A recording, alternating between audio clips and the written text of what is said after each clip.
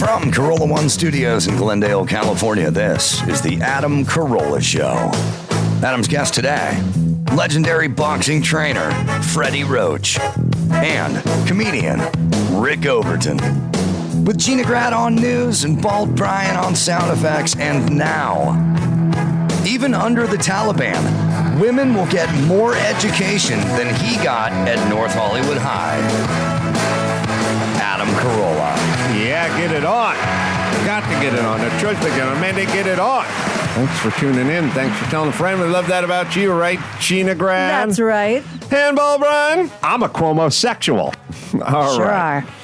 So much to talk about. So many stories and things to get to from the vacation week. Gina and Bald as well are going to tell some of their stories. I had this observations, and so I think everyone should do this. Everybody should set little kind of mini goals for things that are down the road a little bit. So my thing was, I'm going to go get in the race car, the fire suit's snug and the seat is tighter, and I'm going to lose 10 pounds in 10 days. I am gonna lose 10 pounds. Yeah, when you're 205 pounds, it's easier to lose 10 pounds. So I'm like, I'm gonna do this. Buy my penis. And I'm gonna lose this weight. Now, look, the drill is the drill. It's don't eat. I mean, start your morning with your coffee, put a little heavy cream in there, MCT oil, whatever. Then just power through the day, and then have your meal at night and cut out the carbs. That's about it. I know it might, well, of course, that's it. But it's really, But that is it. It's not put yourself in a trash bag and sit in a sauna, and it's not, you can't have scotch with your, late night, whatever. It's like, it's not a lot of that. We cut to Martin Lawrence shaking his head. Right. It's just some tweaking. Yes. He famously collapsed in the San Fernando Valley, jogging on Ventura Boulevard with trying to sweat it out. But 14 sweatshirts.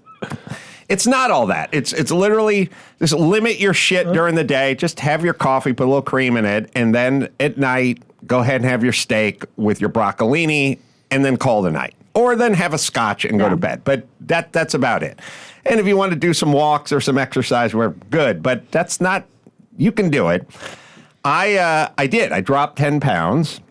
Mazel. But No. I was, first things first, you want to talk, now I've told you guys a million times that for me, I'm pretty good. I'll go to the store. I won't buy the ice cream and I won't buy the frozen pizzas, and I'll only buy the stuff. So I can't go anywhere at 12 at night when I get a hankering for whatever. It's not there. But when you live with kids, When it shows up. it's insane.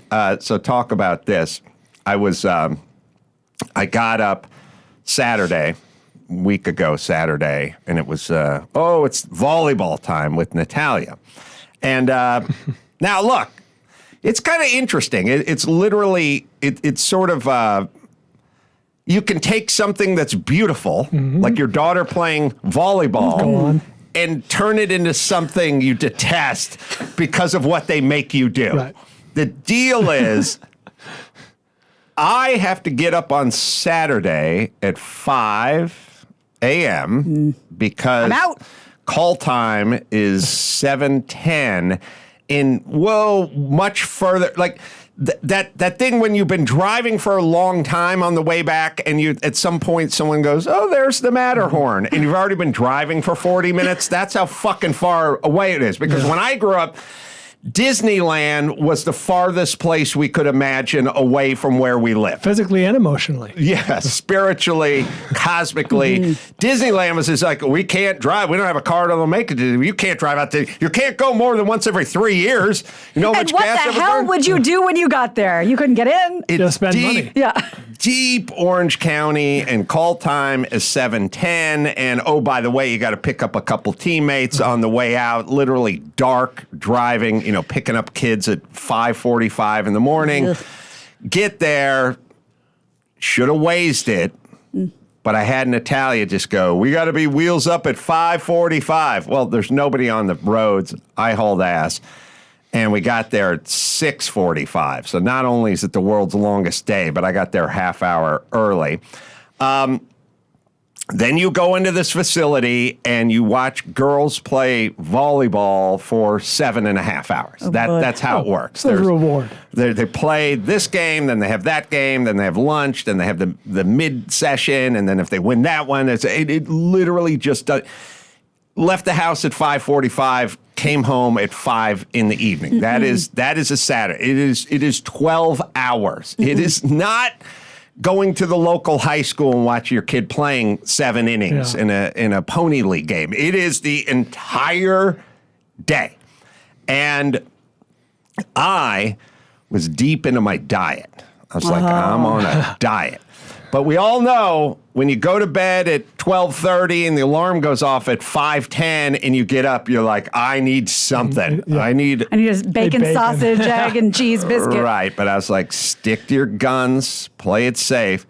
Speaking of that, you guys tell me the weirdest thing happened. So at some point, it's now... it's 10:30 in the morning, so I've already watched 3 hours of volleyball, but we're not near the lunch. You're in the first round. We're not near the lunch break, and I've already watched 3 hours of volleyball, and then they have this like break time in the middle. So in between the copious sets they're playing. So I go, what's going on? Oh, we got a break time. Okay, I got to go do something, because if you don't do something, your entire day is literally just sitting on a folding chair in a gym watching people play volleyball. So I said, I'm going to run out. I'm going to get my car washed. There you go. Okay. Now, filled up the car, going to get a car wash. Because I got up at 5 in the morning, have already made like a big Starbucks run, and I'm drinking copious amounts of coffee. My schedule is way off with the bowel droppage, yes. right? Oh, boy. Because the normal schedule is get up at 8:30, have a cup of coffee, go drop it the out. deuce, Right. time it out. Yep. That's the normal schedule. This is up at 5, just drinking coffee. Nothing's happening Your bowel's been traumatized. until it's happening. Right. Now I'm waiting in line at the car wash, and I'm like, uh-oh. Got to run me through that. Now it's 10:25. I've been drinking coffee all morning, been up for 5. Now it's time. Yeah. It's go time. So It's okay. Car wash bathrooms notoriously clean, Luxurious. tidy. Luxurious. Decadent. So I go into the car wash, and I'm pulling up, and the guy's saying, "What do you want? The basic this and the that." I go. You guys do interiors? I go, yeah, okay. I'm just going to hop out and run in and use the bathroom. And the guy's like, bathroom's out of order. Oh, God. He's one of these guys that just realized, I don't want everyone and their mother dropping a deuce in my car wash. I'm just going to put a cone in front of the door and just go, fuck it. I'm sure he steps over it 3 times a day and takes a shit. But I said, oh boy. Okay, well, now I go, okay, well, let me just drop the car and I'll run across the street to the whatever. And he goes, no, you stay with the car. This is one of those cars, where you drive in the car, like you drive through. Mechanical car wash. And I go, okay, I got to pull out. Now I got to back it out because I'm not going to make it through this car wash, ironically. So Windows down. I paid for him. He pulled the ticket, and I was just like, I'll be back. I'll come back. And then I said to him, is there a bathroom around here I can use? And he was a deep Asian guy. And he's like, red roof. He was pointing at something, pointing. And I was like, huh? And he's a red roof. I was like, a red roof inn? Yeah. Like a hotel or something? Okay, I take off now I'm on the clock. Yeah. Big time. So I'm driving around, and I realized the red roof is a Carl's Jr., and there's nobody in the place because it's 10:30 in the morning. There's no breakfast and there's no lunch. So there's nobody in the place except there is one human being. And he is parked on that throne. Oh, come on. And it was also one of these things where you park the car right in front of the place. You look in the window. There's not a soul in there. And as you start your march into the bathroom, it's like starting the countdown clock on the spaceship with the alien in it. Yeah. Once you hit that, now the clock's... Your ass You don't knows. abort mission. Your ass knows. There's no scrubbing it Right. at this point. Open the door, walk in with confidence. There's nobody in the entire place. Oh, there's one guy. Oh, no. Big set of boots. Boots. Just He's sitting there for a while. Just sitting there, door closed. Has Sudoku. Grown roots. I'm like, okay, all right, okay. Walk out. Now kind of don't know what to do with myself, because if I just plant myself in the restaurant, I'm not ordering everything. Right. And then everyone behind the counter is like, he came in here to shit. The Asian guy at the self-drive parking place sent him over here. So I walk outside as if something's going on out there. Check it out. I'm also like trying to walk it Mystery off. shopper. And I'm also surveying the rest of the things in the strip mall. There's Yeah. like a jeweler that's not open. There's a pool supply place. Like, what are the chances I could get in on some of Is this? this making anyone else's stomach hurt? I know, I'm maybe getting I'm nervous. anxiety. Oh, and I about 9 cups of coffee, and I was like walking, and I already started the countdown clock. And I'm just like, I'm gonna go outside, and I just stood outside for 3-5 minutes or whatever, and I just walked back in. All right, Sam, no one's in here again. Open the bathroom door, look down, same boots. Just planted. No movement, no groaning, no noises. Gigi on the toilet in Sopranos, was he alive? No trying to catch the toilet paper by spinning the Right. roll around, the one that never seems to behave. You can't feel it, It's just there. I know boy. this is not your way, but you could have said so. This is a thing where, like, hey man, emergency situation. If you mind hurting it up. Yeah, what about the ladies' room? Not an option? Also an option. I thought, I took a hard look at that door. There's no lock on it, but I took it's not just a one-off. Took a hard look, Yeah. and then I was like, okay, this he's got to be out of here in a minute. He can't. And then I went and sat down in the restaurant. Now I see some other guys come in. Oh no. They go use the bathroom and come out, but this guy go open the door again, same boots, just parked there again, and now I'm like, I'm giving birth in a cab is what it sounded like for me, and I'm just sitting there. You kick the stall door open. There's just a pair of boots. Yeah. So I just go back and I just sit. And sit. And this guy's in there for 20 goddamn minutes. And it's now I'm getting Just since you've been there. Now I'm getting the text from Natalia. We're going out. We're going out again. Where are you? Can't help you. And I'm like, I can't move at this point. He, some point from the bathroom emerges a guy in a gardening outfit, Hispanic guy.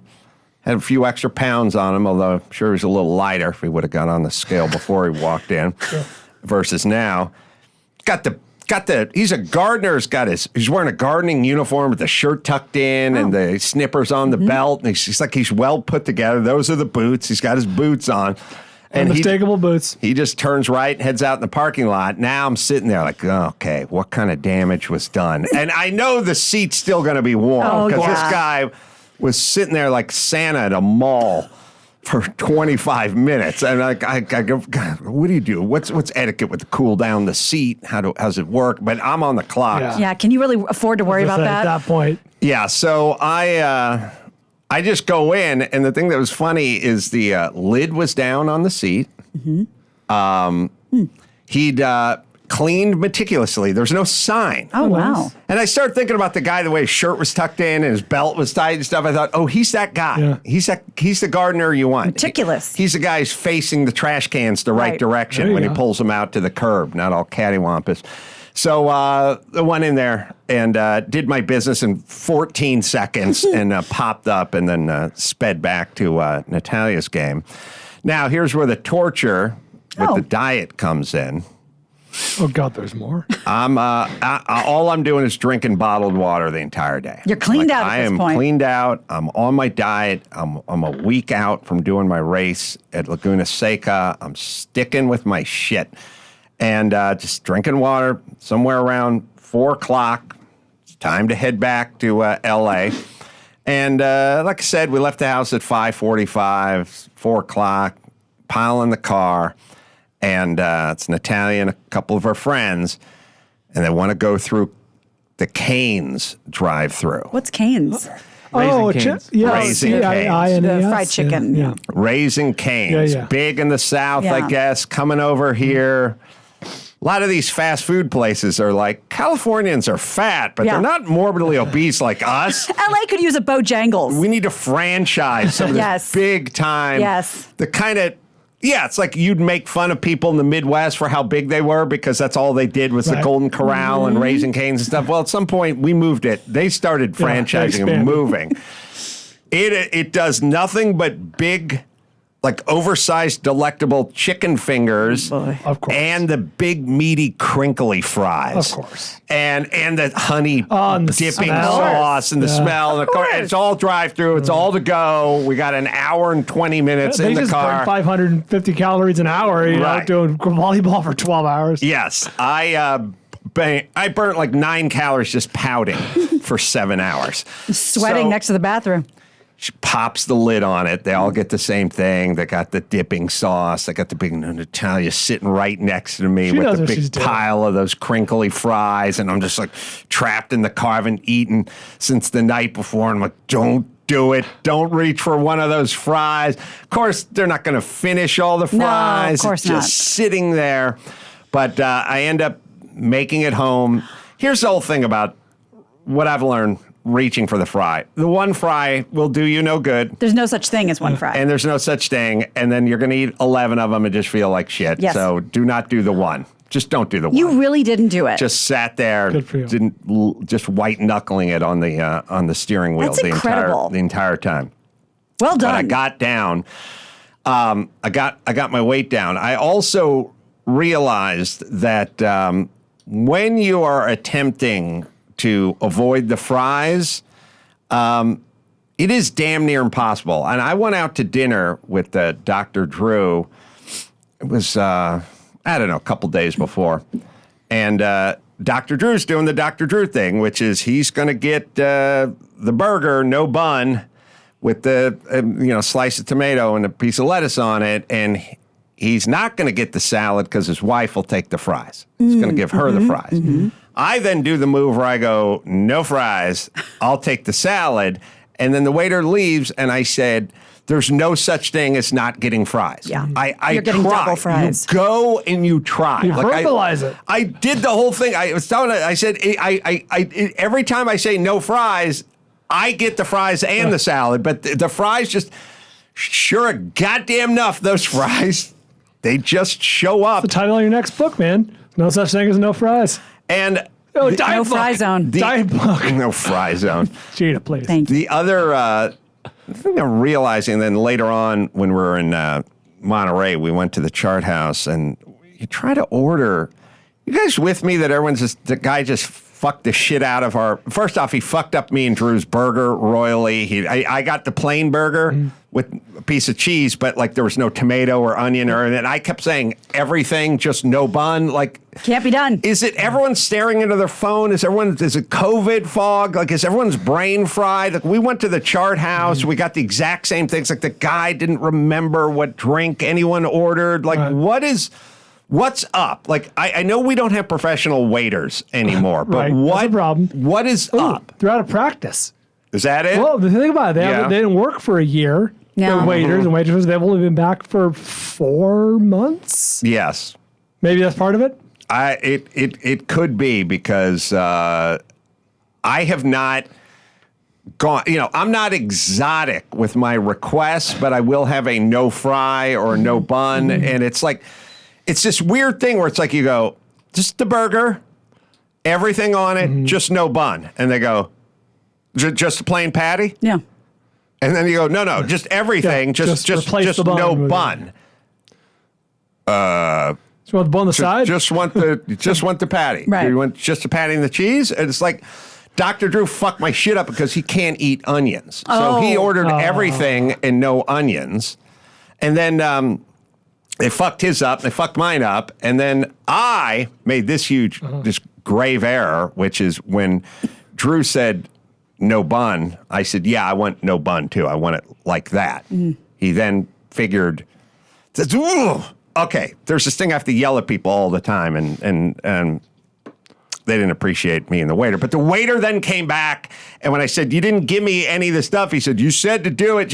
And the reason I always hop on that is because do not let yourself out of this. Stop making this. You're going to do this. This is why you fuck up all the time, because you said, but by the way, he fucked up Drew's order as well. But my feeling is like, Well, he didn't want onions, so I assumed you didn't want onions. Yeah, that's where we met. We met at a no onion convention many years ago. Many years ago. As a matter of fact, that's all we have in common. We don't agree on anything, but we do agree that we both hate onions, and that's why we hang together. This sort of weird thing, it always it boggles my mind. Like when you go, I've had it happen a million times where like someone will go, I'll just have a cheese omelet, and then I'll go, I'm going to go with an omelet as well. Cheese too? You just want that? Like, or maybe you wait and let me tell you. Or is there anything lazier than just kind of, piggybacking whatever you ordered onto my plate? But anyway. That happened. If you're doing the keto thing and you get like the burger with, say, avocado or bacon or some sort of addition like that, a third of the time they'll just forget it or just not put it on there. Yeah. 100% of the time, you'll always get charged. That's true. You know what I mean? Absolutely. It's like, I look at the receipt, it's like, motherfucker, I know I asked for bacon. Well, then it got even a deeper strata of disappointment because Sue, Drew's wife, also ordered the burger. And so at some point after the disappointment of just the patty sitting on the lettuce, with none of the tomatoes and none of the fixins or anything. You said you just wanted it plain, whatever. Okay. Well, now I want everything. Just bring it all. I changed my mind in the last 12 minutes. Yes. He brought it all, and I was just eating it all. And then at some point, I looked across at Susan, who was eating a pickle. And I was like, I didn't get any pickles with mine. And she's like, the pickles come with the burger. But all didn't include the pickle then at that.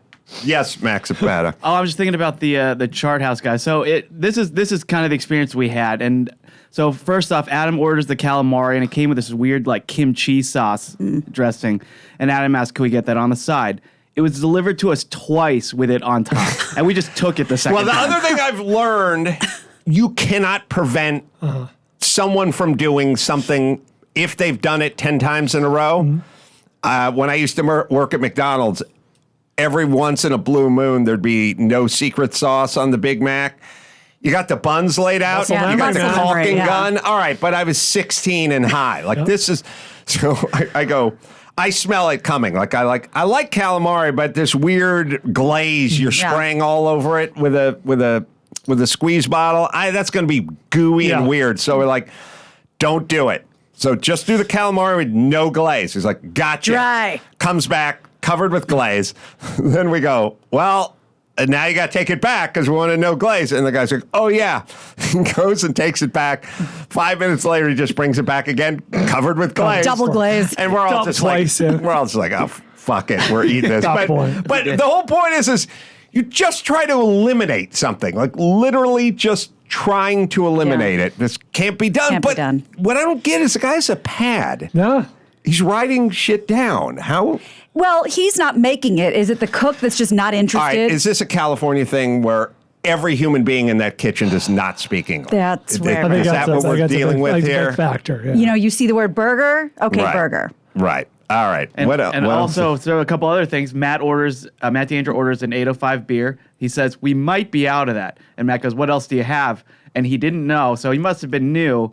And then Adam asks, what veggies do you have? And the guy picks up the menu and just reads off the side. I hate that. Also, the guy was like 62 years old. This is where you're going to end up here at the chart house. Like, did you ask Sonny to ask him what went wrong? That's the guy at the Home Depot, 74. But yeah, I should have. Like, it's like, just commit yourself to this a little bit. Yeah, this is what you're doing now. You've settled here. Like, this is your thing. Get comfortable. There's 3 veggie choices. 3. Just commit them to memory. All right. Well, it was all. I'm glad all's well that ended well. It's just, you know what it is for me? I used to go out and order food with the expectation that I was going to get what I ordered. Now, reasonable. I understand they're going to fuck it up when they leave. And for some reason, it irks me more. Like, I'm telling the table, all right, everyone knows I said no fries 3 times. Yes, there shall be a big plate of fries delivered with it. I guarantee it. And it's like when it shows up, it's like, it's one thing to kind of drive through the highway of life, and every once in a while you hit a pothole. Yeah. This is the pothole that I see coming a half mile away, and I'm going, don't hit that pothole. Do not hit the pothole. And the next thing you know, you're by the side of the road with a blown tire. I don't even mind the random pothole hits. I mind the part where we now know it's coming and attempt to thwart it. Yeah. And we're getting to some new chapter where if you want no gooey sugar corn syrup sauce sprayed all over the top of your calamari, you better walk him into the kitchen. Like, you're physically going to have to enter that kitchen. It's not enough to communicate at the table anymore. That we're past that. We have passed that threshold. Chris, we've passed it. Yeah. I mean, we weren't eating at a Denny's in Arkansas. We were at a nice place with the, nice part of town. I got a solution for you. It's going to work for our modern world. It can work very effectively. You're not going to want to do it. It's going to fly in the face of your ethos, but this will work. When you say no glaze or for no fries or no bun, whatever it is, say you're allergic. Deathly allergic. Yes. That's true. Every restaurant we went to in Maui, the first thing, any allergies? Any allergies? Like, no, we're good. I think because they crushed everything with nuts. Right. But like, if you say you're allergic, you will not get that thing for fear of a fucking He'll lawsuit. never do that. So I have another choice. It won't work for everything, but I think because we've had this problems with you in the past with the limes and the ice and all kinds of stuff. So like for the bun, you got to stop saying the word bun. You can't say, when I or just order, I say- get lettuce wrap. Yeah, Lettuce or wrap. like with the calamari, you can't say no sauce. You have to say dry calamari because they just hear sauce and they just hear bun and Deathly they just hear fries. allergic. I'm laughing because we were, everyone is just, all we have is adult fuck ups Yes. now. Like, I when I was a This kid. wasn't even L.A. When I It's was like a nice part of California. Yeah, when I was a kid, if some 40-year-old person said I'm a bartender, it's like I thought he was a professional bartender. Yeah. Like that's A what he career did. bartender. Everyone's just a fuck up, like floating. They're essentially stationary Uber drivers. Like you drive an Uber because shit didn't work out and you didn't study and you have no trade or no skill. Well, now the person who's kind of working as the waiter or the bartender or the whatever, they're essentially just Uber drivers. They're side just hustle. essentially dumb adults who are standing around.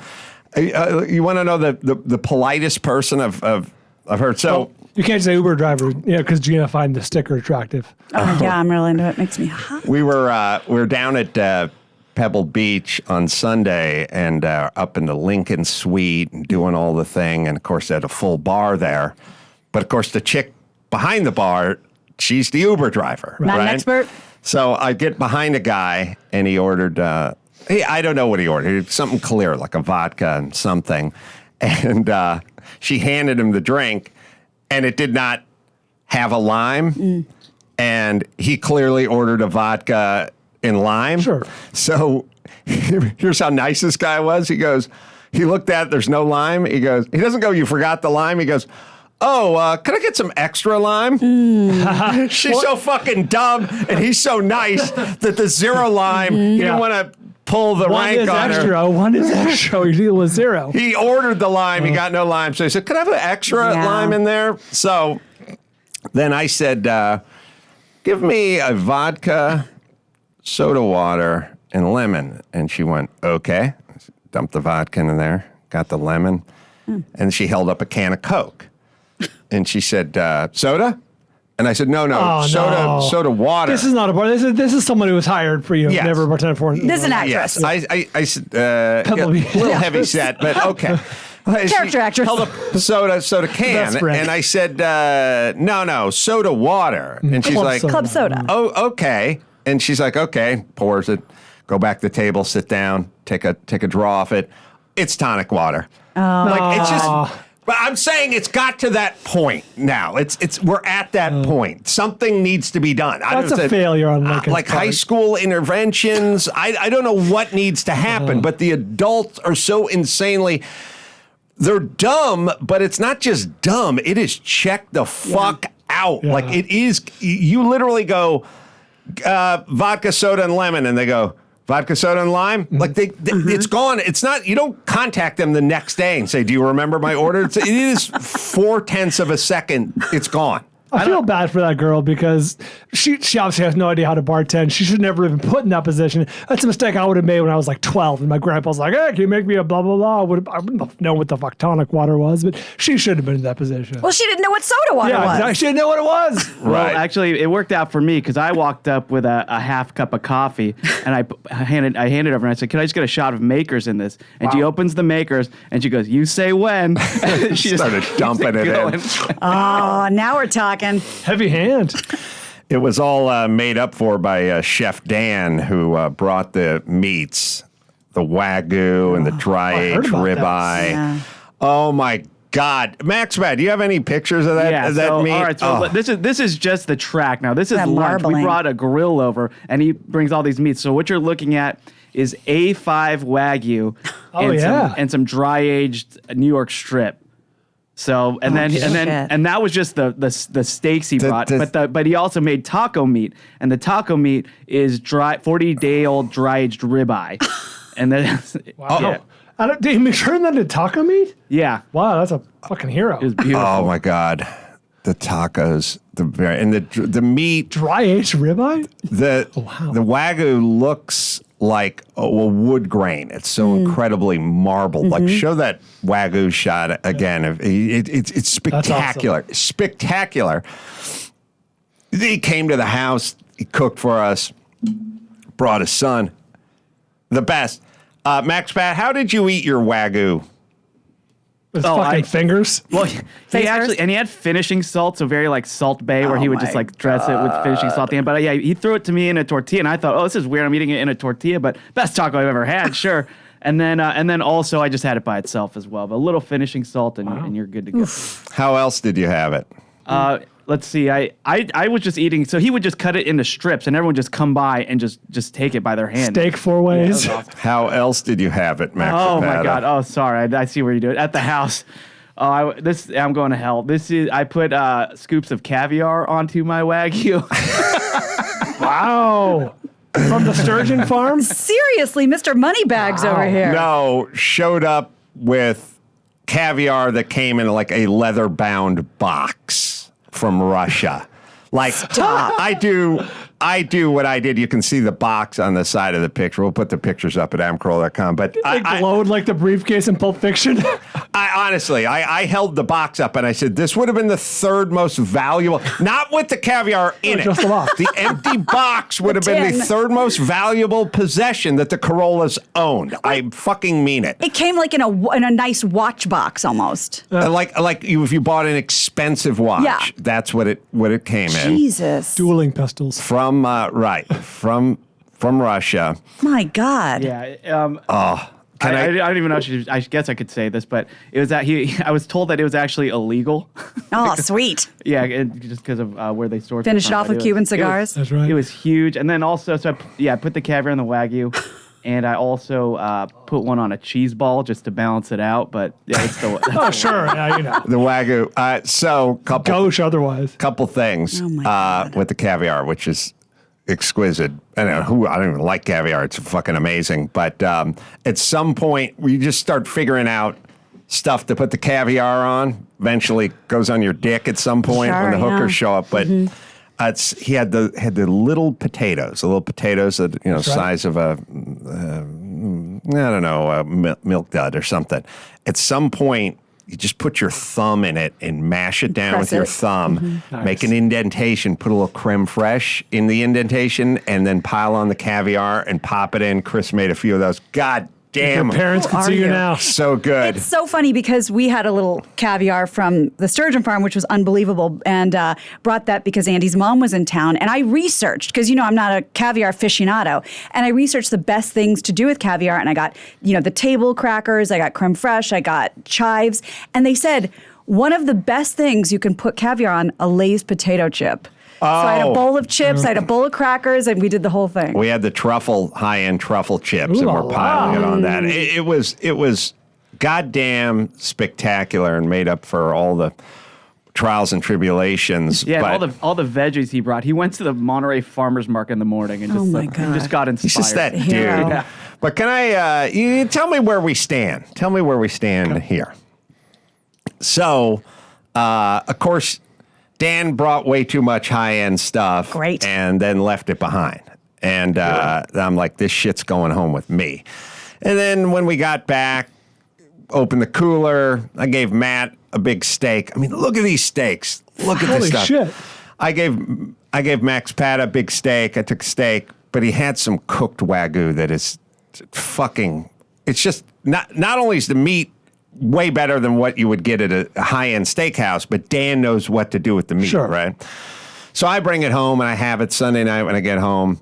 I have it last night. My thought is that reheated A5 Wagyu is better than almost any steak you can get, fresh at the, even at a restaurant. What's on top of that? So this, Gina, he roasted a bunch of garlic and olive oil. And then he put the garlic with the veggies, but he took that infused oil and he put a bunch of butter and herbs in there, and then he basted the steaks. Oh, wow. He made his own compound butter and basted it. He took the garlic cloves and just cooked them just in a pot in olive oil. And so the garlic cloves were amazing, but then the olive oil was infused. Anyway, sitting around last night, and Olga says, I'll make the kids lunch for tomorrow at school. I go, all right. I'm going to give Natalia the steak. I go, the Wagyu?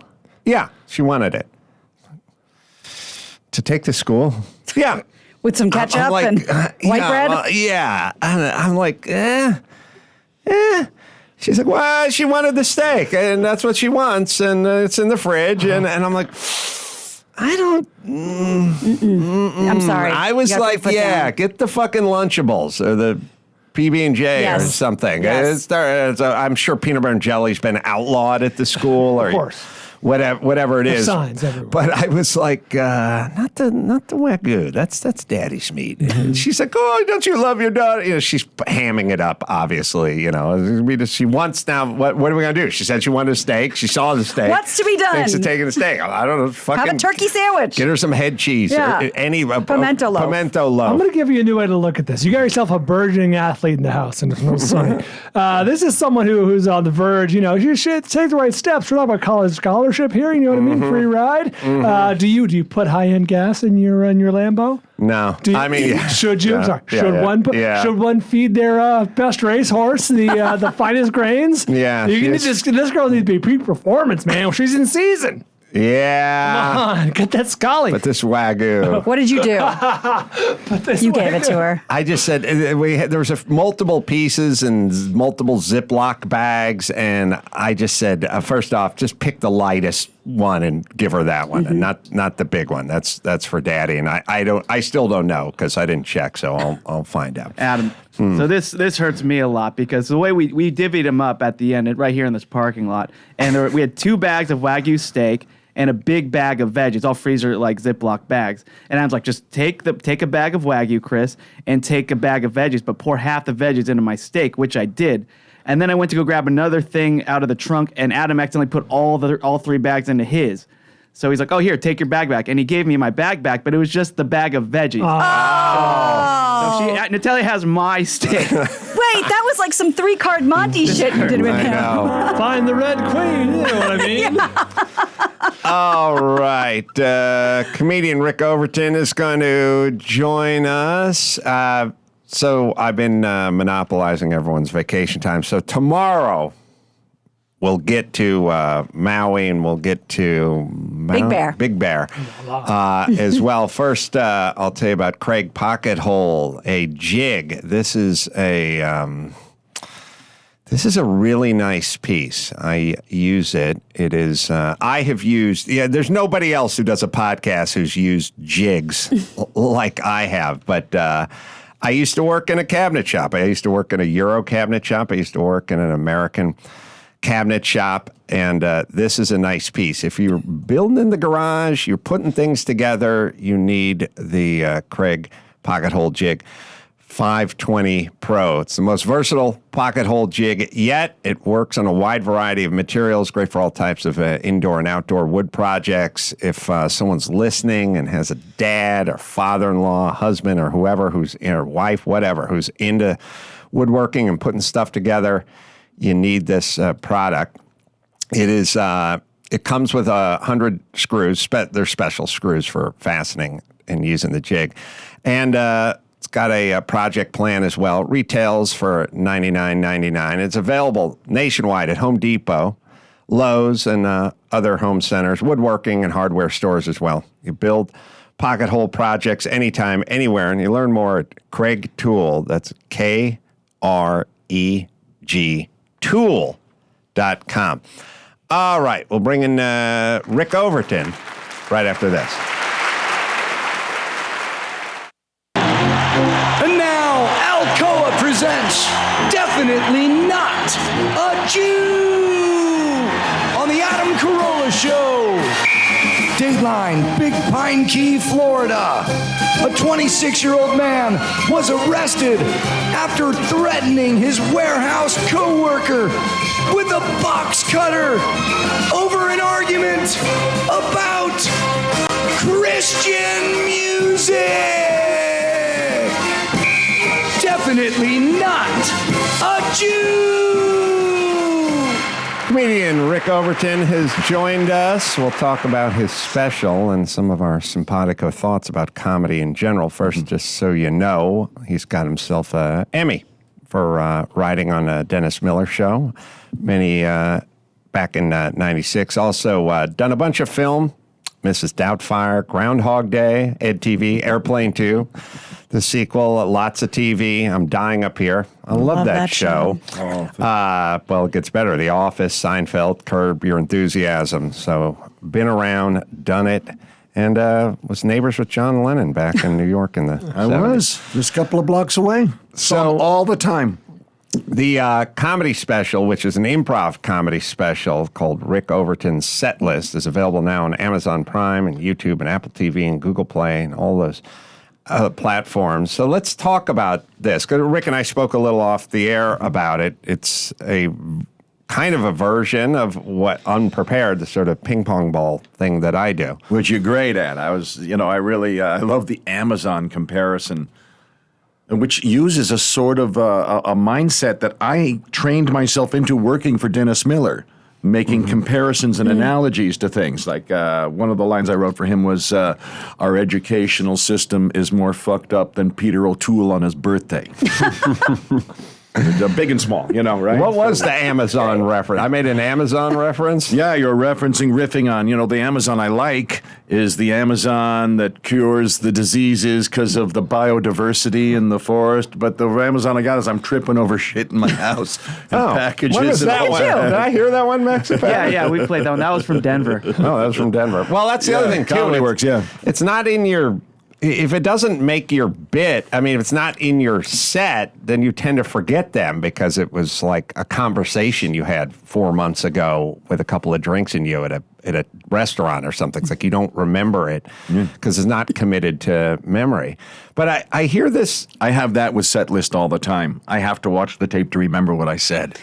Because it goes by like a bullet train because your subconscious mind is not, it's like I don't know which is the Mac and which is the PC and how they ever got along, but the mind, the hemisphere that creates brand new things, which is on the right and jumps to the left, and that one is feeding stuff to the other side, which is just a digital memory, and it remembers, and it only runs to the past. So one half running constantly the future, and the other one's running constantly the past. And every now and then they line up, and you get a word. Well, but all of that's happening at the speed of light. Right. So the way the set list works is there's a monitor on the stage, and somebody's in charge of putting stuff on that monitor that you're not really privy to until you turn around and look at it. I've written for other people on the show, so I know how you do it. You're not allowed to look at it. And so I've helped Troy write other suggestions, or Troy Conrad or Paul Provenza write all the suggestions. This is some Price Waterhouse shit. This is like nobody's getting to that set list. Right, exactly. So they're putting stuff out on the screen. The audience can see it. And they're doing kind of plays on turns of phrases and word plays and things like that. And then you have to turn around on stage, see the screen that's behind you, and just in real time improvise a bit based on it. But I was also talking to Chris. This is something that exists. It's been around a little bit. Some people are doing it. Yeah, this game in its incarnation has been around for about now maybe close to 15 years. Yeah, it says it started, my paper says it started in 2010, so. All right. That's close to 15 years. The one that I loved it. I'm so glad you did it. Thanks for letting us see it. And it was so funny because it was all kind of fun and games until the first one that made the crowd go, ooh. Oh, shit. Which was, can I say it? Yeah. Free range concentration camp. God. Yeah. And you handled it masterfully. Walls just No, coming in. masterfully. It was unbelievable. Very much. And so you see this thing, you're up on stage, everyone's looking at you. Not having a thought for 3 seconds feels like a long weekend in that position when like nothing's popping for 2 or 3 seconds. You know Hitchcock's Zolly shot, right? No. Zoom in while dollying out. It's the vertigo shot. You see it in Background Goodfellas, goes when away they're as at it the gets back. closer. Yeah, I didn't know it was called It zooms in and The comes camera back. backs out, but it's Yeah. Stomach shot up. Right. Yeah. I like that. I live for it. It's a kick. And then it's connecting that to something. Mm-hmm. And that's where you have to kind of, we say, kind of be in that position like a good center fielder before right. the ball is hit. Just poised, ready to go, but not leaning one direction or the other direction, just in that position where you could go in any direction with the crack of the bat. You're so natural on the words you play off the ping pong balls that they don't always see the gears turning, and I kind of let them in on just a little bit of that when I'm stuck, because I figured out a trick, as they kind of like that part too, while I'm thinking, let them see me kind of a little bit like that, sweat. They like that kind of thing watching you duke it out. Yeah, and I think it's for, a lot of comedians work in a whole bunch of different ways. And some guys are really they have writers, they're married to the set, everything is down to the last syllable, and that's the way they like it. Mm-hmm. It almost becomes like a one-man play at that point. Like it's fourth wall a little bit. Yeah, it's just and then there are the others that like to do the crowd work and that kind of stuff.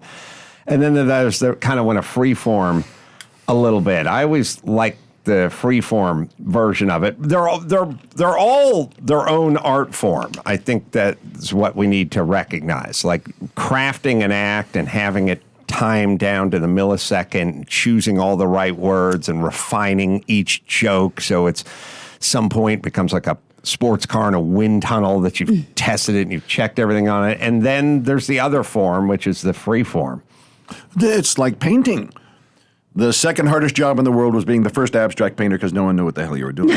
Right. But the first hardest job in the world is being the second abstract painter because now everyone's comparing you to the first. Yep. And it's only 10 painters later that you can say, oh, it's all That's separate guys. Yeah. Brush strokes matter. Pointillism matters. That's the point. Now, you grew up speaking as an artist. I think come from a pretty heady group, right? I mean, you essentially come from the arts. I came out of the arts, so it was hard to tell me not to do it. But actually, my dad encouraged me into stand-up and into improv because he loved Jonathan Winters. That's what bonded me and Robin early on, was our mutual love of Peter Sellers and Jonathan Winters. And if you guys don't know about Jonathan Winters, look at The Stick. Tell them about The Stick, right? Yeah, Jonathan Winters would go on. I'd see him do panel on The Tonight Show and stuff, and it just take over. Just, kind of pre-Robin Williams, and Robin Williams would just sit down and just sort of 1,000 characters would pop out. That was kind of Jonathan Winters, right? Not right before. He was doing it in the 60s, I guess. Well, that is so funny. You said that 50s. There was a beautiful podcast about Robin Williams, and I didn't know this, but Jonathan Winters was his hero, so that makes sense. Oh, yeah. Yeah, I didn't know that. And all heroes have heroes. And so it's like a lot of people idolize Robin. Mm-hmm. And though I have a part of me that is of the deepest admiration, I think our friendship sort of makes it a separate category, or made it a separate category.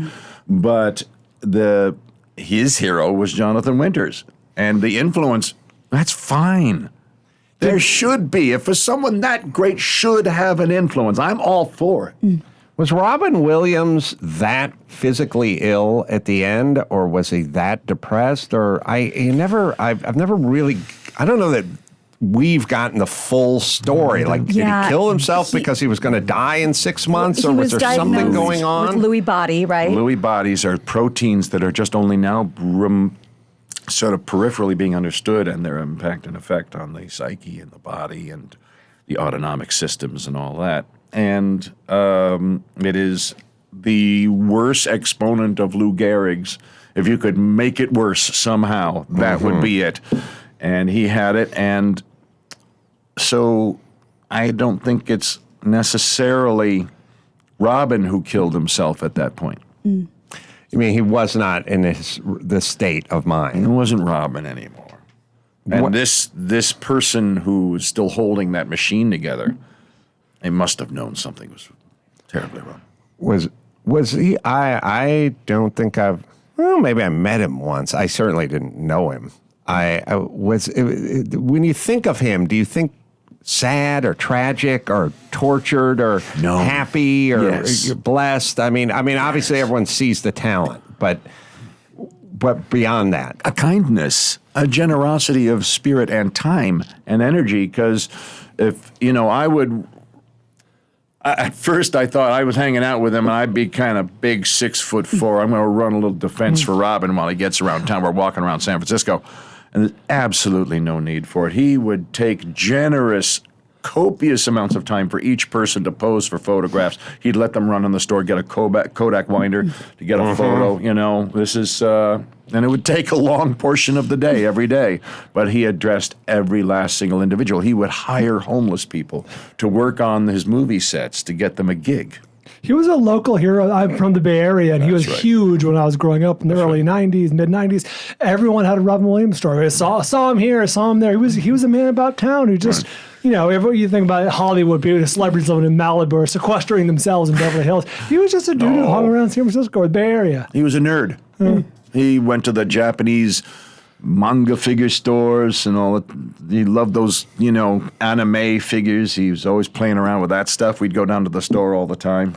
There was a doc about him. I don't know if it was a full-fledged doc or someone can look it up, or if it was just one of those exposés on A&E type thing. But there's something I saw a year ago or something that was pretty compelling.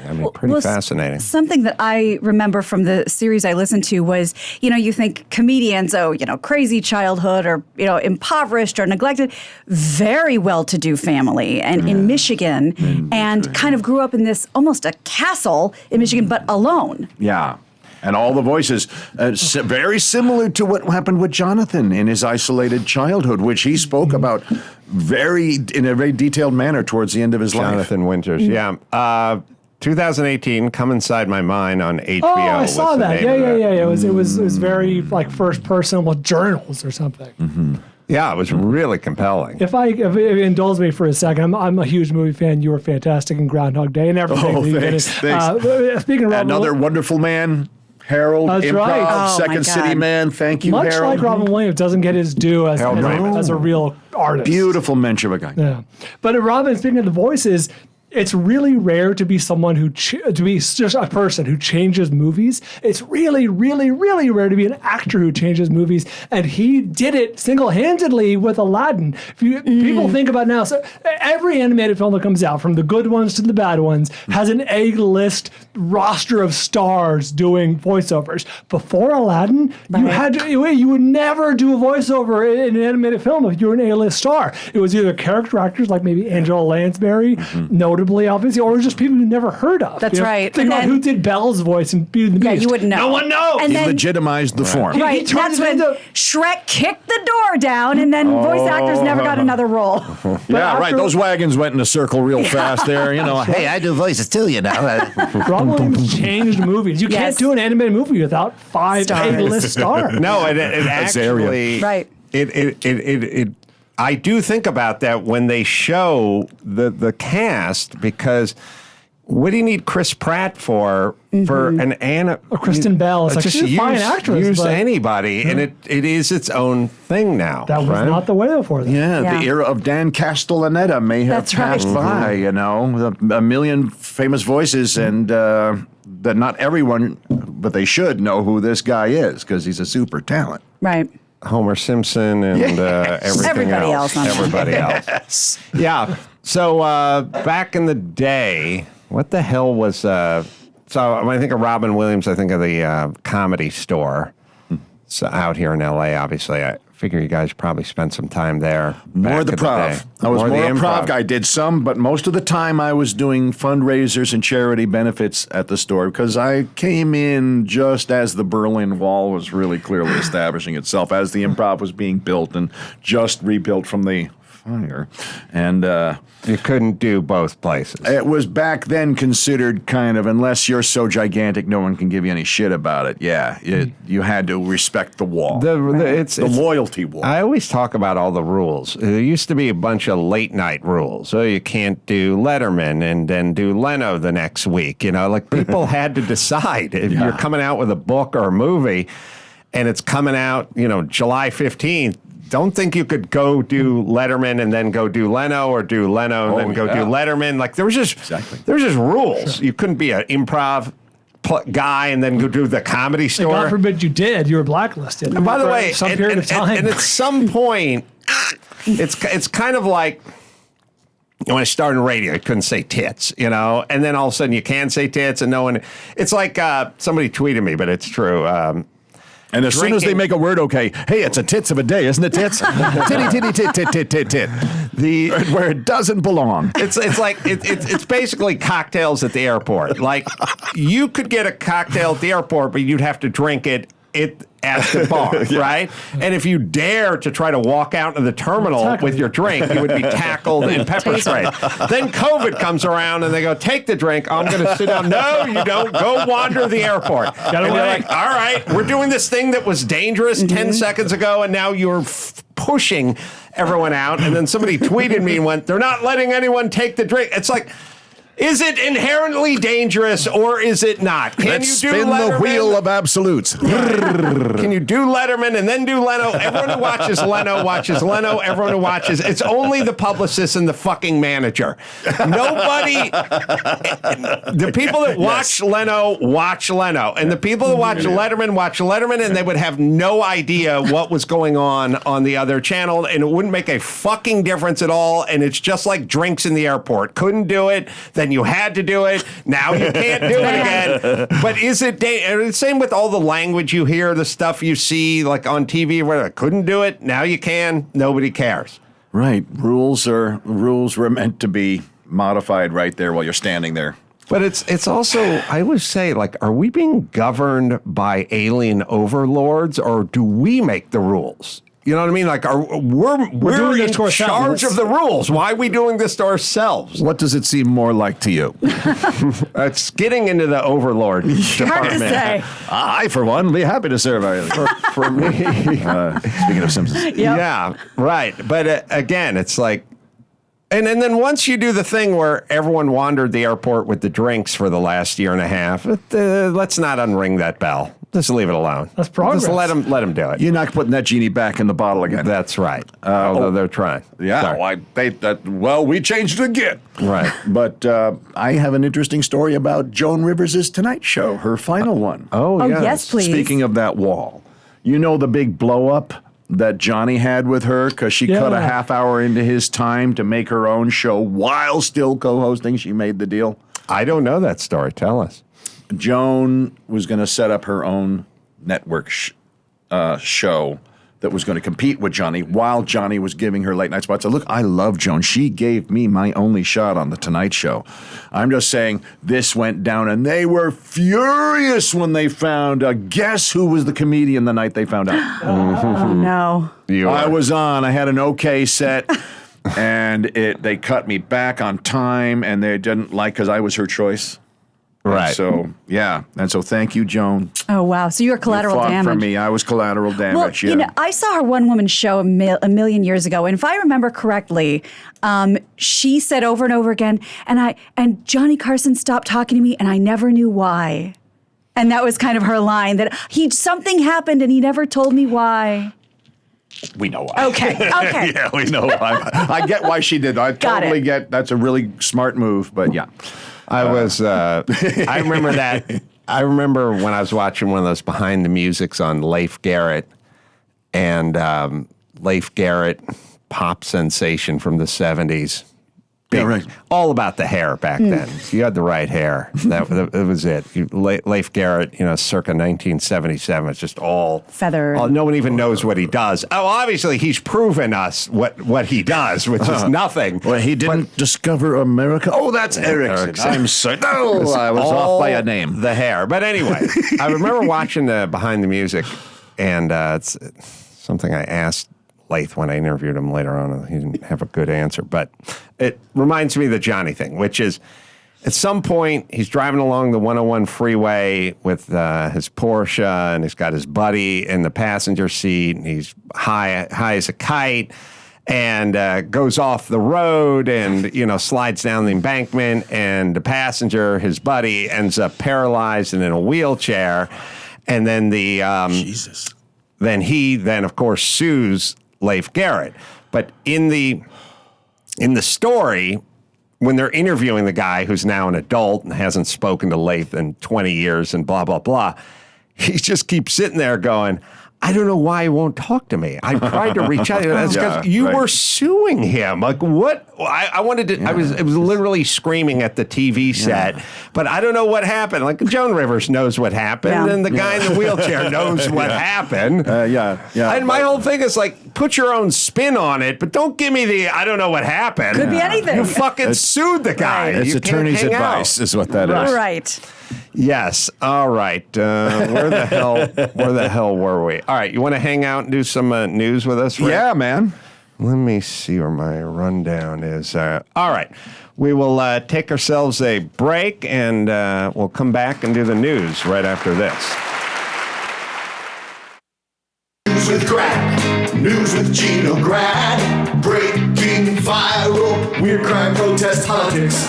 Give me news with Gina Grad, stuff face on TMZ, Joe Biden, Kamala, beat news with Gina Grad. The news with Gina Grad. Well, I just had to look up on my phone really quickly because I had this face in front of me, this SCTV face that I grew up on. Vampire, Count, Joe Flaherty. I grew up with Harold Ramis and Joe Flaherty and watching all of this with my parents. I want to thank them for that. Oh, he's the best. Some breaking news I'm just getting 15 notifications for on the news alert.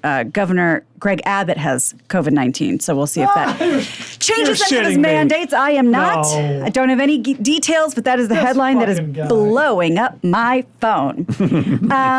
And another big headline, Bob Dylan has been sued for allegedly sexually abusing a 12-year-old in 1965 in his apartment in New York City's Chelsea Hotel.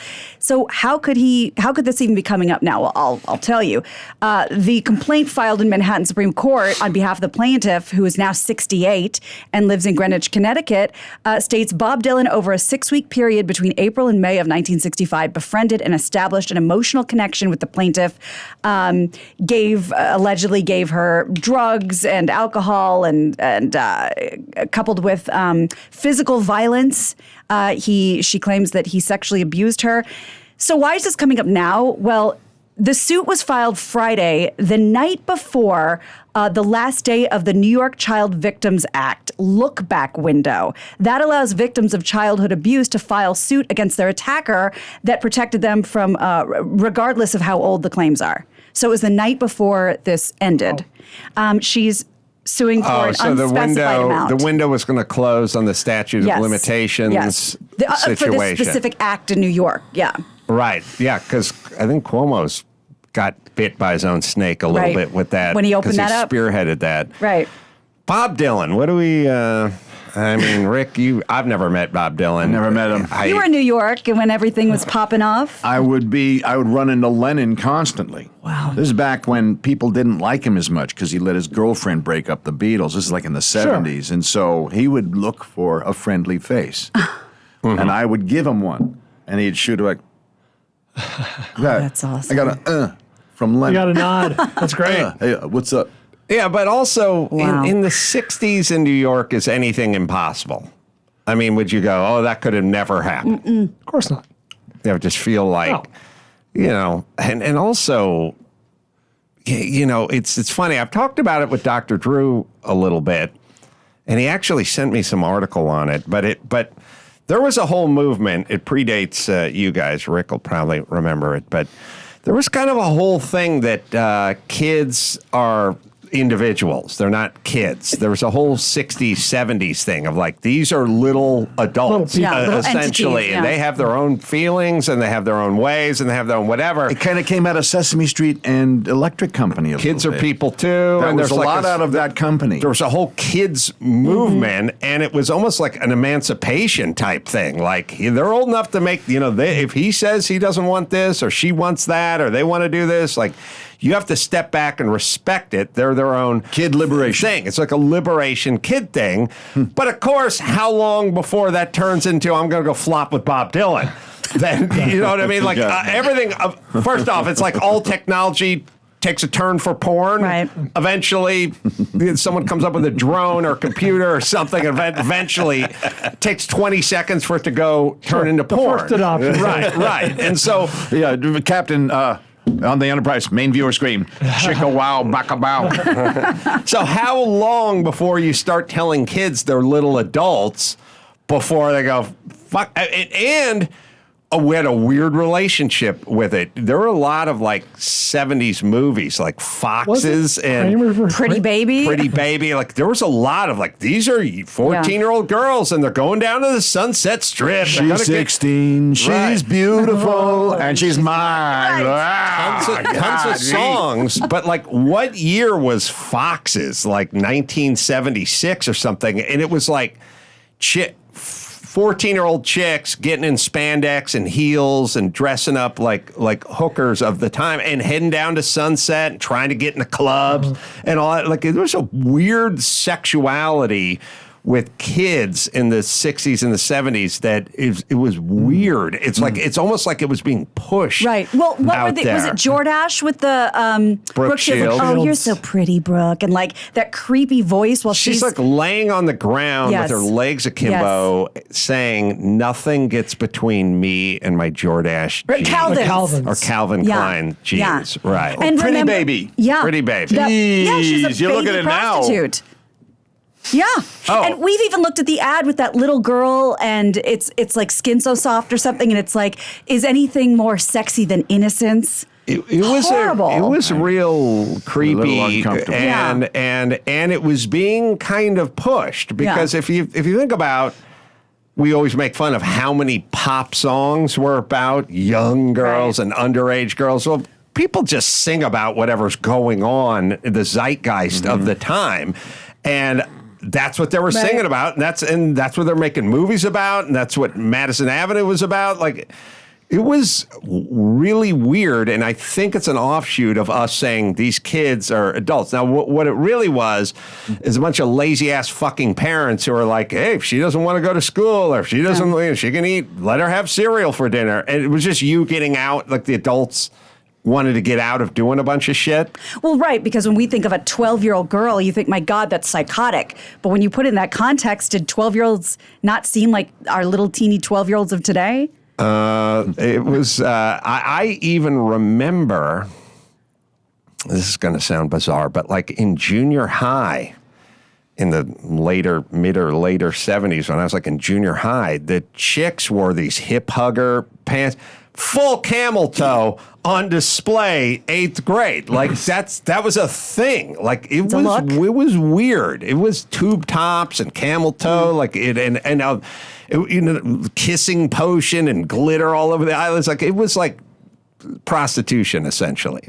Yes. I graduated in 72 back east in New Jersey, and I was really awkward and nervous about everything in junior high, and I didn't meet. I mean, comedy got me through everything. Comedy saved my shit. I couldn't win anything for sports. I couldn't use level 1 to meet anyone, so I had to use level 2. So funny. Yeah, I didn't. Clown. I was funny, but it was kind of a liability. Me having a sense of humor was like A sword cuts both ways. It's like some guy had a oil refinery before the automobile was invented. Like I maybe one day it'll have some value. Right now but you're a mess. Right now, You're an eyesore. You're covered in oil. Yeah. we got to go juice that whale. It's an investment. Yeah. What was the name of the movie's Foxes? 1977, like Jodie Foster and a bunch of them as like Right. teenage girls. Oh, 1980, Jodie Foster. Wait, was that before or after Taxi Driver? Oh, Taxi Driver. There's 76 another was Taxi weird Driver. one. Oh, yeah. Jodie Foster, Scott Baio. I bet they don't hang as much today. Sally Kellerman, Randy Quaid, and then Damn. Daring to Do It. Foxes. It was like teenage girls getting dolled up and heading down to Sunset, daring to do stuff. What's hotter than a young Sally Kellerman? So what is the Brooke movie where she's on the island? Blue Lagoon. Blue Lagoon. That's another weird. Yeah, you're right. It's just Ay, ay, ay. weird. It went on for a while. So Wow. All right. Pretty weird. what Noted. happens with Bob Dylan now? He's Well, gotta- that's the thing. I mean, does Bob Dylan go away? I mean, what's I he don't know, doing? but I feel like New York's really taking a hit these days. You asked about where are we in Bob Dylan? Like, there's people in the world who are like, I admire that person. I don't know that I love what they put. Like Frank Zappa. Like I certainly admire him. He's talented, but I don't put on Frank Zappa records and Right. chill out. Yes. It's not chill out. Same with Bob Dylan. It's like I totally admire what does he he does. but- does he shack up with Roman Polanski? I mean, that's what we're talking about, right? Well, Kevin Spacey. No, I enjoy his movies. everybody told me I didn't know what I was talking about when I was telling Harvey Weinstein to juice up the jet and 3 Get years moving. ago and go find somebody we don't have an extradition treaty with. And everyone says, oh, you're not going to, you can't do that. And I'm like, well, it seems like, Probably wishes he did. it's like he wishes he did back Yeah. when he had his plane and his money and he wasn't incarcerated. Yep. All right. Well, speaking of that, we have it was piping hot breaking news last week, but we haven't talked about it. Britney Spears looks like she may be getting a break with this conservatorship. She was seen driving around on her own in the neighborhood over the weekend as the news broke that her dad is going to step down as the conservator. And why is it a big deal that she was driving around on her own? She hasn't been allowed to drive in a car by herself in 18 years? She flipped one, did she? She may have. I'm not sure. But she rolled a car? Well, Something. It was an extraordinary incident of some sort. I think. and yeah, she doesn't seem like she's been able to be alone anywhere for the last decade. Yeah, she was driving around, possibly crying, just kind of maybe taking the edge off. Spears' dad, Jamie, filed court documents last Thursday claiming he is willing to step down. Jamie stepping down comes after Spears claimed she wanted to charge her father with conservatorship abuse, so that might have been a little bit of a motivation. He's been the conservator since 2009, and that's when she went through a series of involuntary psychiatric holds. You hang around long enough and everything just turns to shit. You know what I mean? Name of the next book? You just hang out and watch everyone come undone. I mean, I remember where I was when like Britney Spears kind of hit the scene. I was working. We're working on maybe season 1, season 2 of the Man Show, and Rolling Stone cover and the videos and everything. And I was like, oh my God, this chick, she's got the world by the tail. You know what I mean? She was.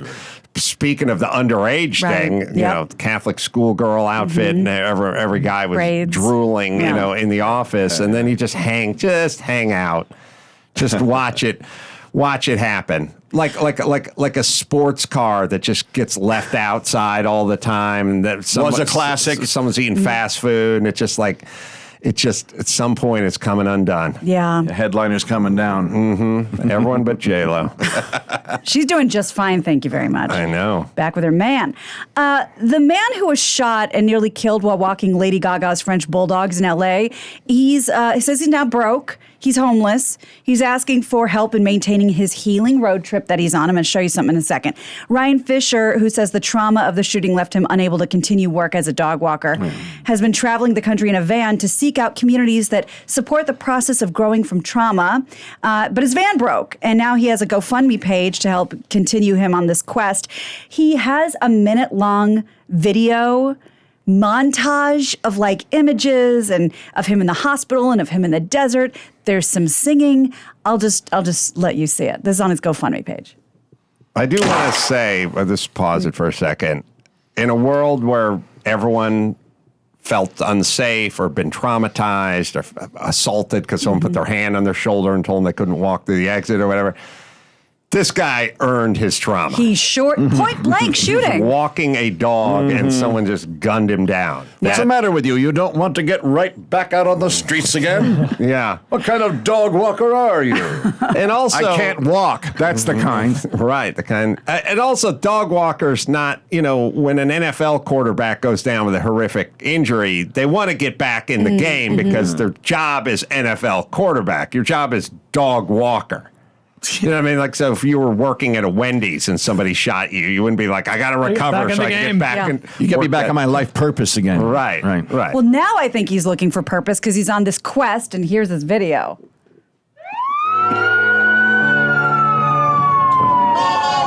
Shot. I've always had to struggle and fight, and that's made me strong. Shouldn't Lady Gaga Should be a Gaga taking song. care of him? Should be a thought about Gaga that. song in the video. I should be happy now, but I'm not. I'm angrier than ever, and I don't know why. It's time for you to look inward and begin asking yourself the big questions. Who are you? And what do you want?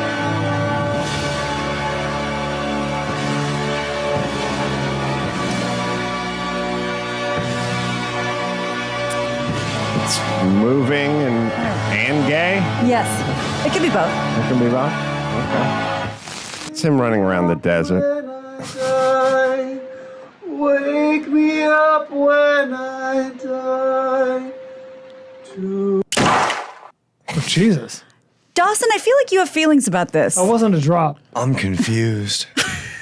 We're not really factoring in here. I don't know, this guy's 27 or whatever he is, but It's a free spirit. think about all that is captured in color, and then all, so when I was a kid, I saw my dad, they would go up in South Philly. If they needed to take a picture, they would go to the roof. So that's how shitty South Philly was. You couldn't go on the street. You get stabbed or something. They go, the roof is where you'd go. You get a little daylight, a little sunshine, and it wasn't all this building. So there it goes. So I saw a picture of my dad when he was 3 wearing like a sailor suit, standing on the roof in South Philly, grainy black and white. And it was still, it's always a little off-putting. Like, that's you? Yeah. That's you in your There's sailor disconnect. suit? Yeah. All right, fine. Now, it's going to be wall-to-wall, high-def footage. Well, at some point, we're going to get old, and these kids are going to be adults, and they're going to be looking at high-def footage of you swallowing a Tide Pod or banging some chick in a van, or doing some fucked up video where you're going like, I'm so high, I ain't so fucking high, like just That guy screaming fucking the shark on the boat in the back there, the naked guy. You seen that Yes. guy? Oh, my He's on top. He's God. like humping the shark. and it's gonna freak our kids the fuck out. You're right. You know what I mean? Yeah. Yeah. The mystery. Yeah, I mean, literally, seen probably 3 pictures of my dad before the age of 30 exist, and maybe 2 of my mom. Like, I have no idea who good they point. were. A little mystery. If I saw color footage of my mom at Burning Man going, I'm gonna fucking drop some peyote and blow everybody here. Woo! Like, I'd be like, what the fuck is going on? Get that. I Got it. No, That's high def, I hear man. that again. The point is it's got to freak the kids out. I feel the same way about the fucking sonograms. What do you mean? The 3D? The first picture. It's like, from you in the need womb. you as a zygote? That's you with no eyeballs? This new era is also brutal for special effects and for makeup. Because Yeah. 35 was very generous with makeup, prosthetic seams blended in, Yes. and the lace that you see it on 24p or up, 4K, and it just the shiny glued area that you can't powder enough. Right. anymore. Enough about that. Women don't want to be in high def. That's the last thing I want. I want that Vaseline camera like Barbara Walters. Rough on news anchor. Yes. Get the glaze. Yeah, you want to set it up like you're shooting a White Diamonds commercial. Exactly. These have always brought me luck. Wait, what would Liz say? These have always brought me luck. Star filter. Yes. All the veils and the cheesecloth. Oh, the best. She's in there somewhere. Lady Gaga's dog walker is 40 and has been walking dogs since 2010. It looks good for 40. Not continuously, obviously. It stops. He's asking for 40 grand. He's raised about 5 so far. So everybody open those wallets. I like Lady Gaga, but she had the $500,000 bounty for the dogs. that's right. But didn't seem quite as generous as the guy for the guy who was trying to protect the dogs. That's true. It seems a little off. Like there's some history or something. Something seems a little weird. She seems like a generous person. She's got enough dough to put the $500,000 reward out for the dog, and then the guy who's literally takes a bullet because he's arguing with the guy who's trying to steal the dog. No love for that guy when he was on the payroll walking the dog. So you think it's something about the guy? There's something with that relationship because if they just had, let's just say they had a working relationship, like there's people you work with, you like them, go Gary in the other room. Well, Gary's a good guy, does a good job, Then I tell Gary, hey, you got to go, I want you to take care of my macaw for the weekend or something. And he says, yeah, good, I'll handle it. And then at some point he gets shot because someone's trying to steal my macaw. I don't cut bait with Gary at that point. Do you I'm just pay for his hospital stay and nothing more? Maybe that's what happened. I feel like if Not that crazy. I feel like if I'm as rich as Lady Gaga and we had a good sort of basic, I bet she's going, this guy's nuttier than I am. And there's only room in this condo for one nut job. I bet she had some thoughts about this guy. Interesting. She could have mitigated the response, which other people will notice too. That she could have just paid for it out of the magnanimity of her spirit, and saved a lot of bad press. I'm also kind of surprised in this world where every deep pocket gets sued if he's not suing her. Now, you could say, well, what'd she have to do with it? That's no longer the criteria. The criteria is who's got money for suing. You know what I'm saying? Yeah. Like, she's rich, he's poor. That's enough these days. That's right. I forgot about this story from a couple weeks ago. Dr. Dre's oldest daughter, LaTanya Young, she also started a GoFundMe because that's his oldest kid, but he has nothing to do with her. Cut her off a long time ago. She's living out of her car. She has kids, and it's a whole problem.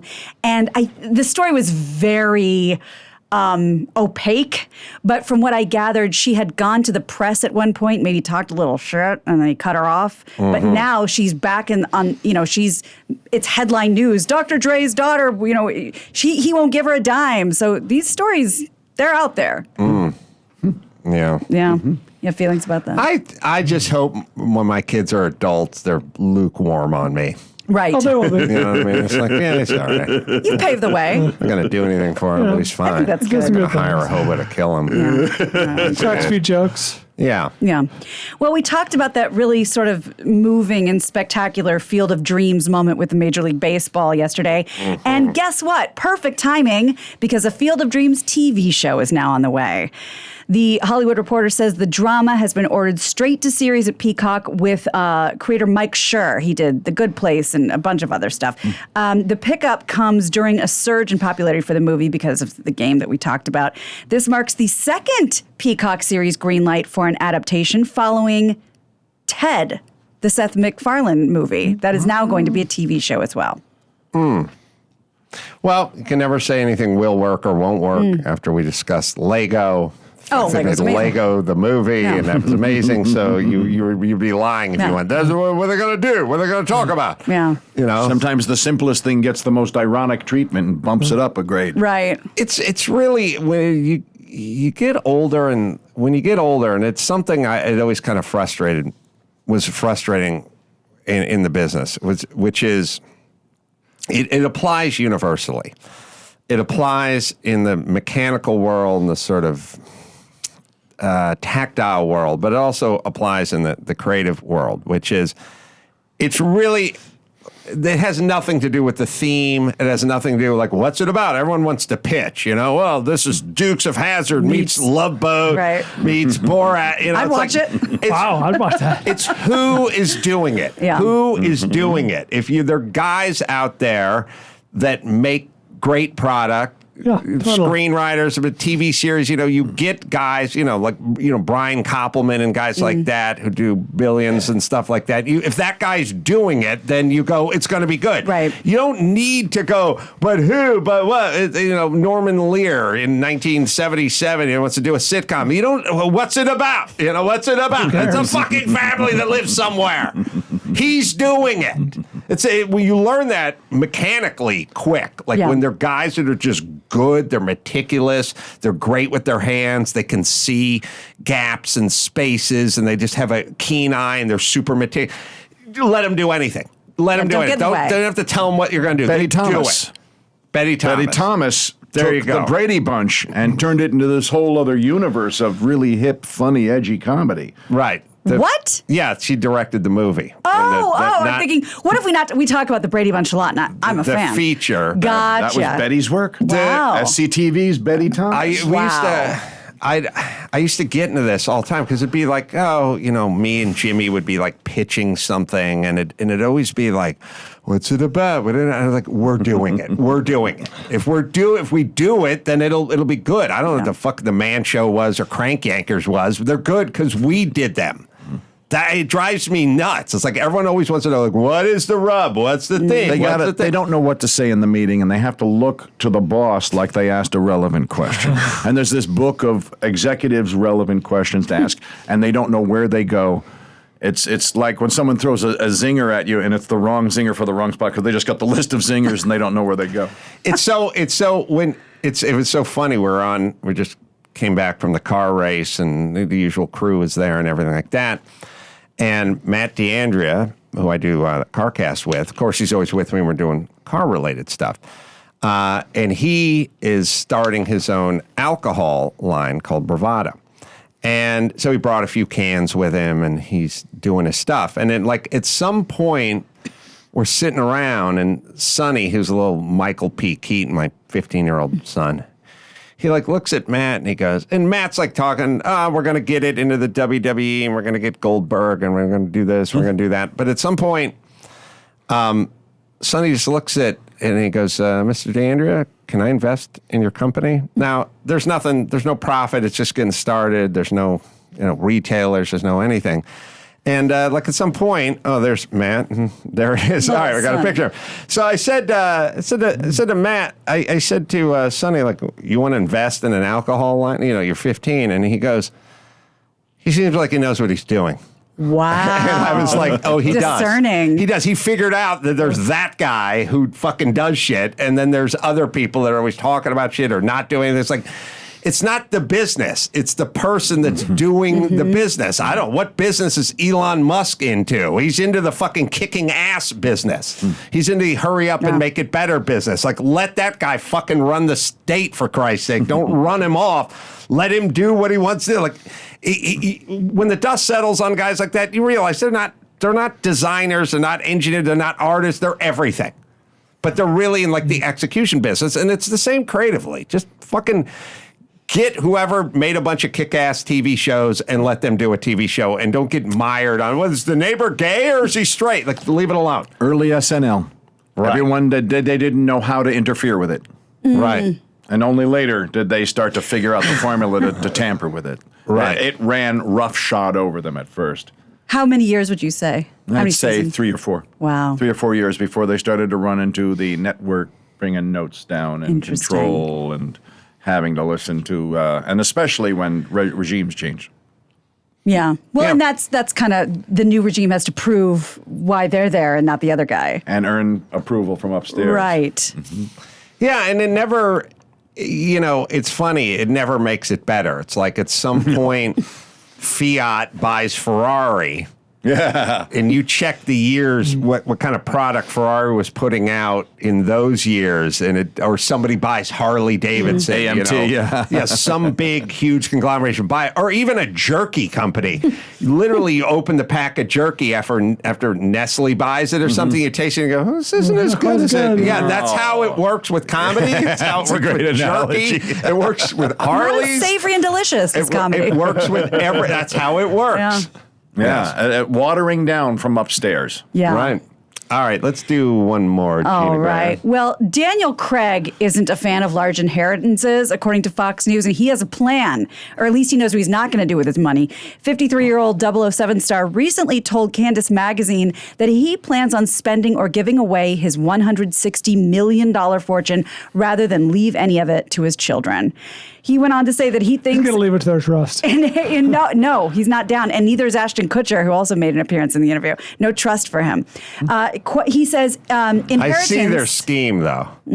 Daniel Craig leaves it to Ashton Kutcher's kids, and then Ashton Kutcher gives it to Daniel Like Craig. Mama from the train. Get my kids a penny. They earned every penny. There ain't no silver spoons going on in this household. They found the loophole. That's what's happening. That's smart. I didn't see that. You read between the article. Absolutely. A little convenient. They're side by side. I know how Hollywood works. I've seen those guys hanging out. He thinks inheritances are, quote, quite distasteful.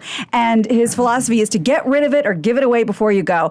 He has an older daughter, Ella, who's in her late 20s, and a young daughter who's like 3 with Rachel Weisz. And according to him, he's going to spend it from the grave. All right. Well, good. Yeah.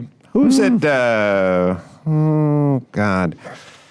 Who's the chef we spoke to? Gordon Ramsay. Gordon Ramsay. It's like kids don't fly first Nope, class. they sit That's and what I coach. said. No Wagyu for you.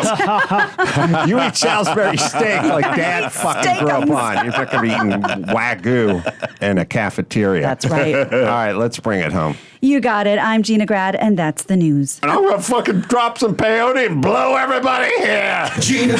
That was the news with Gina Grad. Well, I mean, people are going to be watching videos, high-def videos of their parents when they're in their 20s, fucked up beyond belief, saying crazy-ass shit. Yeah, it's not great. It's not going to be a good look. Backing that up, how much would we have abused the system, YouTube, Twitter, whatever, when we were teenagers? Oh, horribly. Thank God it didn't exist. Yeah. Oh, my God. There would Right? be... We'd be unemployable. Yeah, Woodstock. Instead of everybody reaching out to others, it would just be all selfies. Yeah, exactly. No, I would have a whole YouTube channel that would just be dedicated to my nutsack between probably, 14 and a half and 27. hanging with Adam Carolla. We just had look if we went to a party and somebody left their camera just on the table, it got walked into the bathroom and everyone pulled their dick out, It was your took 3 duty. shots of it and threw it right back on the table again. Like that was just us with a camera that was left out, wasn't even ours. Guess the dick.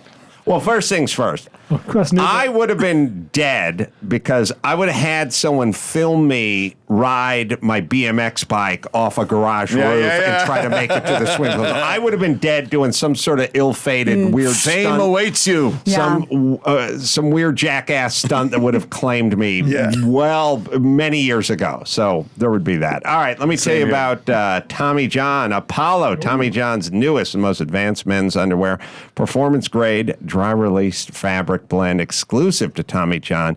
You can't get it anywhere else. Apollo men's underwear, proven to keep you drier and up to 7 degrees cooler than regular cotton underwear. No more flopping and sticking and chafing. Soft, supportive stretches for the perfect fit, and it's available in sizes up to 4XL. Once you get into Tommy John, you will not go back. It is the best. They've sold over 15 million pairs. They do not have fans. They have, they have fanatics. And I guess I will say, if fan is short for fanatic, then that's what they got. It's the best pair you'll ever wear, or it's free. Guarantee, right, Dawson? Right now, get 20% off your first order at TommyJohn.com/Adam. Go to TommyJohn.com/Adam for 20% off. TommyJohn.com/Adam. See site for details. All right. We got legendary boxing trainer Freddie Roach coming up next. And let me give Rick's stand-up special one more plug. Improv comedy special, Rick Overton set list, and it's available now on Amazon Prime and YouTube and Apple TV and everywhere. You get it. Thanks, Rick. Appreciate it. Thank you so much. This was a lot of fun. It was great. Thank you, guys. Freddie Roach. You want the end drop?